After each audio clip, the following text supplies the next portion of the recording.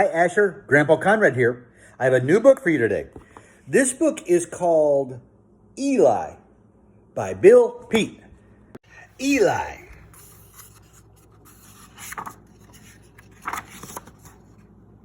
Once upon a time, there was a lion named Eli who lived in a faraway land of Kumbazanga.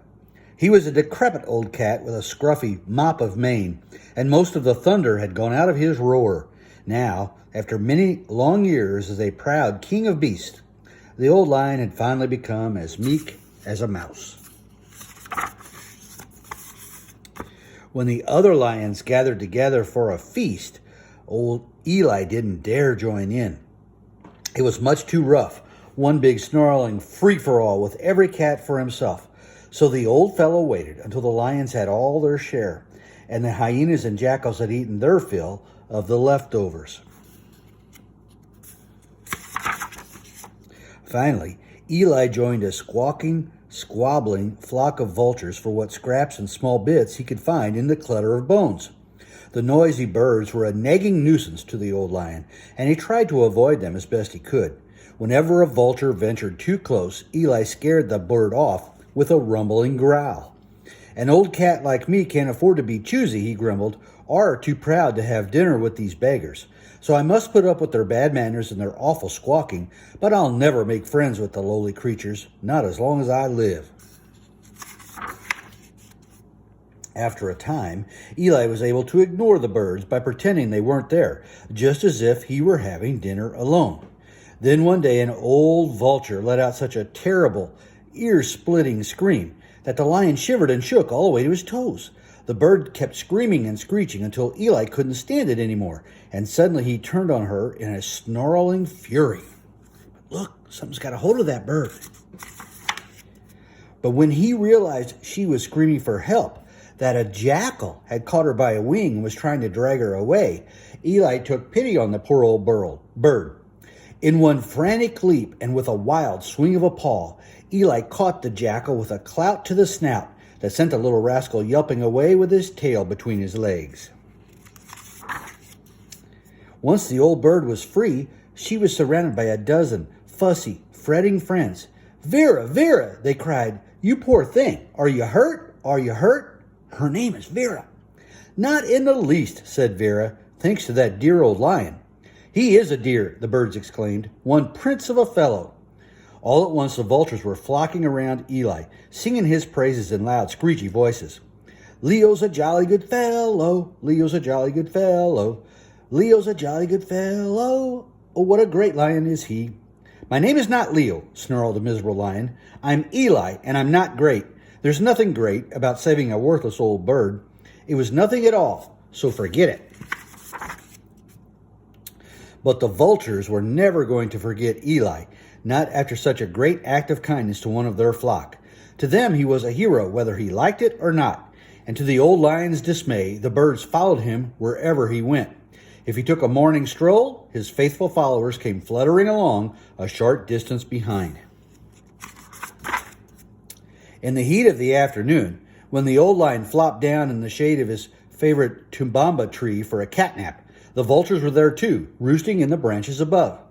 "I see enough of these birds at dinner time," grumbled Eli, "without being stuck with them from morning till night. Enough is enough, and I have an idea how to get rid of these pests once and for all. I'll insult them. I'll call them the meanest, most horrible things I can think of. And after that, they'll never want to see me again." Raising his voice to a rumble to make sure all the birds could hear, the lion let him have it. "You good-for-nothing grubby old bone pickers, you flea-bitten beggars, you ugly old coots, you give me the creeps. Skedaddle, take off, get a tree of your own. Let me alone."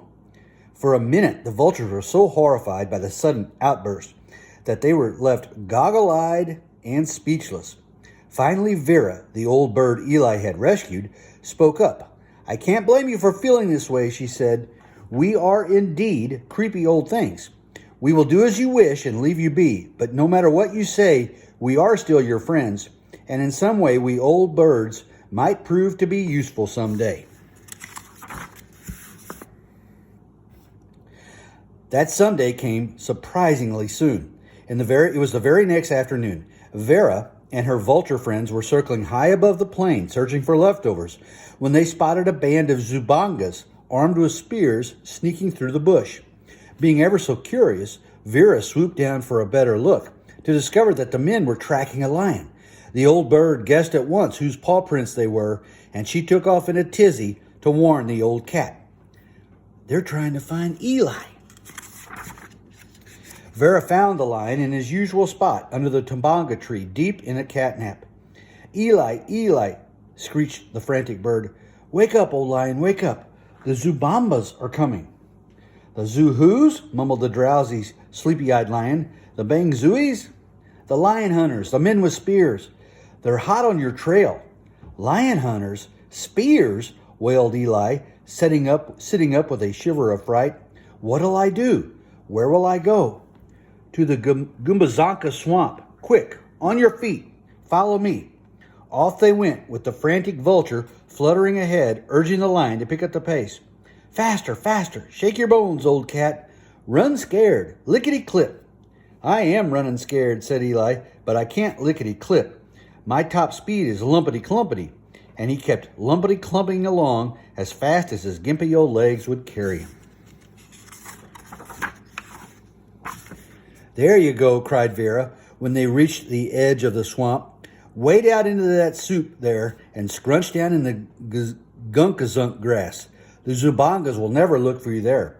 No lion to look for, groaned Eli, after those clopper-jawed crocodiles finished me off.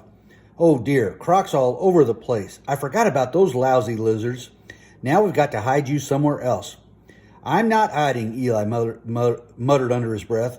I'm a lion, and I'm going to be brave and act like a lion. All at once the old lion exploded into a great snarling rage. I'll give them a battle. I'll give the Zoo-whosits, or whoever they are, a battle they'll never forget. And he wheeled around and went roaring off to meet the Zubangas. No, no, screeched a horrified vulture as she came sailing over him. Stop, stop, don't you dare, you silly old cat. In a flick of an eye, Vera caught up to the rampaging lion and cut loose with such a fierce peck on his snoot that Eli went rocking back on his heels. This is no time to be brave, the bird pleaded. If you put up a fight, you won't last a minute. Then what'll I do, growled Eli. Act like a ninny? Roll over and play dead? Yes, yes, cried Vera. Great idea. Roll over and play dead. I mean it. Flop down. Play dead. Go ahead. Like this? Asked Eli, sprawling out on his back in the weeds. Perfect, said Vera. Just dandy. Now hold it. Don't you dare budge. Don't wiggle an ear or twitch one whisker. Stay put while I round up the rest of the act. I'll be back in a flash. In a flash, the old vulture was back with her flock of bone-picking friends, and as they came swooping down on the play-acting lion, Vera was shouting instructions. Swarm all over him, peck, peck, peck, pitch in everybody, make it look real, but don't get too rough. In an instant, the vultures were all over Eli, pecking away at their make-believe feast, squawking and squabbling to make it look real. In the next instant, the Zumbangas came charging over a hill and set to attack. But when they caught sight of the sprawled-out lion, swarmed over by a mob of squawking, pecking vultures, they staggered to a halt and gaped in surprise. How can it be? They wondered. Simba, the great cat, done in. What happened? What got poor old Simba? Speared by a rhino, muttered the chief, or snake bit? No telling. Anyway, we can't fight a dead lion, so let's call it a day. Hup ho, let's go.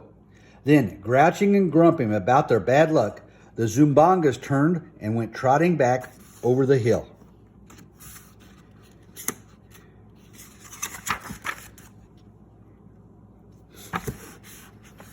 Ho, ho, I believe we fooled them, cackled Vera, but hold everything while I make sure they're gone for good.